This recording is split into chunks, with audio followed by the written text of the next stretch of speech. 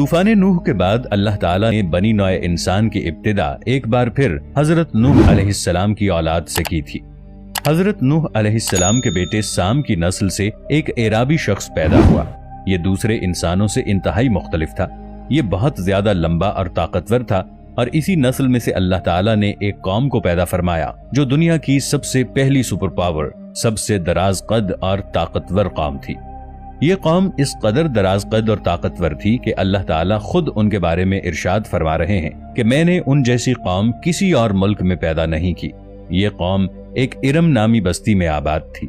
اللہ تعالیٰ نے اس قوم کو ایسے فن سے نوازا تھا کہ وہ بڑے بڑے پتھروں اور پہاڑوں کو تراش کر ان کے اندر محلات بنایا کرتے تھے اور انہی محلات کے اندر اپنی زندگی گزارا کرتے تھے، جیسا کہ قرآن پاک کی سورۃ الفجر میں اللہ تعالیٰ نے ارشاد فرمایا، اور بلند ستونوں والے۔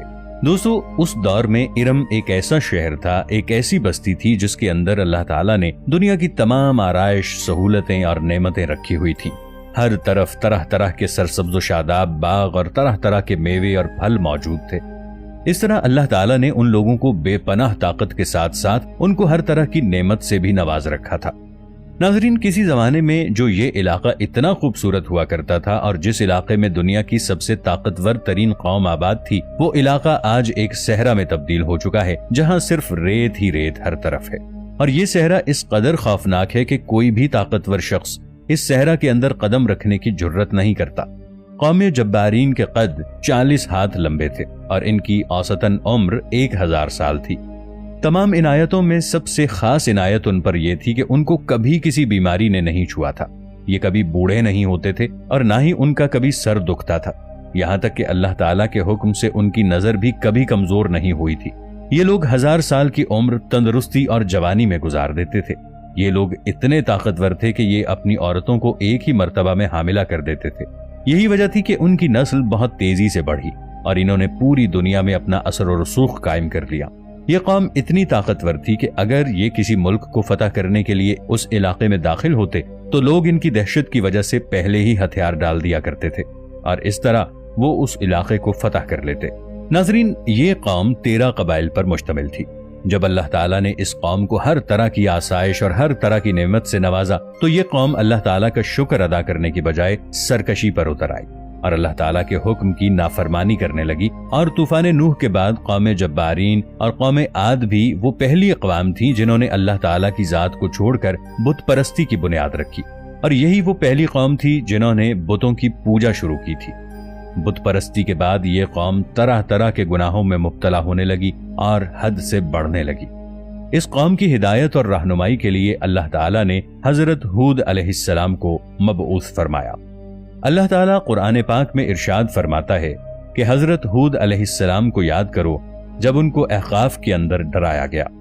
جب حضرت ہود علیہ السلام نے اپنی قوم کو اللہ تعالیٰ کی وحدانیت کی طرف بلایا اور اللہ تعالیٰ کا پیغام ان کی طرف پہنچا کر ان کو برائی سے روکا تو یہ قوم حضرت ہود علیہ السلام کا مذاق اڑانے لگی اور حضرت ہود علیہ السلام سے مخاطب ہو کر کہنے لگی، تم ہمیں بہت کم عقل نظر آتے ہو، ہم تمہیں کاذب سمجھتے ہیں، معاذ اللہ۔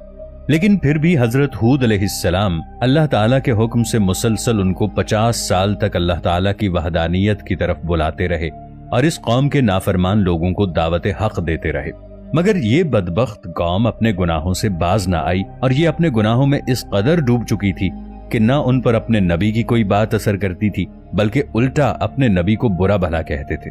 دوستو، اس قوم کے 2 بڑے قبائل تھے جن کا نام کلمان اور حلجان تھا۔ یہ تو ایسے بڑے قبائل تھے جن کے پاس پوری قوم کی سرداری اور حکمرانی تھی۔ پوری قوم ان 2 قبائل کی فرما بردار تھی۔ پھر اللہ تعالیٰ نے حضرت ہود علیہ السلام پر یہ کرم کیا کہ ان 2 قبائل میں سے ایک قبیلے نے حضرت ہود علیہ السلام کی دعوت کو قبول کر کے اللہ تعالیٰ کی وحدانیت پر ایمان لے آئے، اور اس طرح اللہ تعالیٰ نے اپنے پیارے نبی حضرت ہود علیہ السلام کی مدد فرمائی اور اس طرح ان کی حوصلہ افزائی کر کے ان کی طاقت میں اضافہ فرمایا۔ حضرت ہود علیہ السلام نے جب ان قبائل کو دعوت حق دی تو ان میں سے قبیلہ حلجان دعوت حق پر ایمان لے آیا، مگر قبیلہ کلبان نے دعوت حق قبول کرنے سے انکار کر دیا اور اپنے کفر و شرک پر قائم رہا۔